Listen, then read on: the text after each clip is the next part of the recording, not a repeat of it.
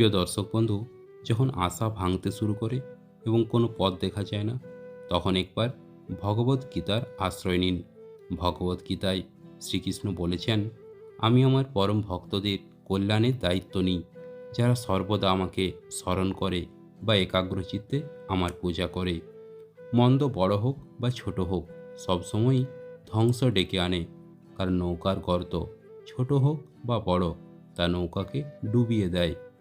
যা ভালো তা গ্রহণ করুন এবং যা মন্দ তা ত্যাগ করুন, সেটা চিন্তা, কর্ম বা মানুষই হোক।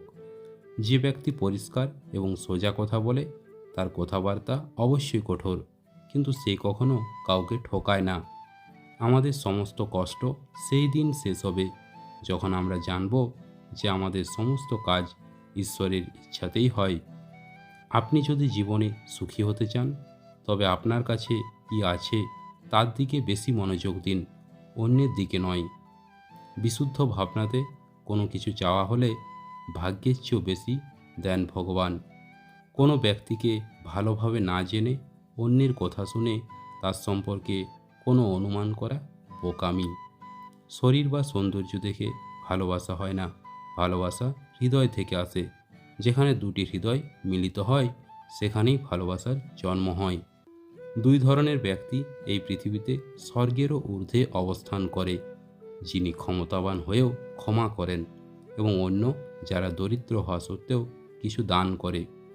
রেগে গেলে চিৎকার করতে শক্তি লাগে না, রেগে গেলে চুপ থাকতে অনেক শক্তি লাগে। যখন সত্য ও অসত্যের মধ্যে লড়াই হবে, তখন সত্য একাই দাঁড়িয়ে থাকবে এবং অসত্যের বাহিনী দীর্ঘ হবে, কারণ অসত্যের পিছনে থাকবে একগুচ্ছ বোকা লোক। সবার সেবা করো, কিন্তু কারো থেকে তোমার সেবা করার আশা রাখো না, কারণ সেবার সঠিক মূল্য একমাত্র ভগবানই দিতে পারেন। অহংকার এবং সংস্কারের মধ্যে পার্থক্য আছে। অহংকার অন্যের মাথা নত করিয়ে খুশি হয়, আর সংস্কার নিজের মাথা নত করে খুশি হয়। মুখনিসৃত শব্দ এমনই হওয়া উচিত যা অন্য কাউকে আঘাত করবে না। হে অর্জুন, যে ব্যক্তি পূর্ণ বিশ্বাসের সাথে কোনো দেবতার পূজা করতে চায়, আমি সেই দেবতার প্রতি তার বিশ্বাস দৃঢ় করি। ধৈর্য ধরো, জীবনে সর্বোত্তম পেতে হলে কখনো কখনো তোমাকে সবচেয়ে খারাপ সময়ের মধ্য দিয়ে যেতে হতে পারে।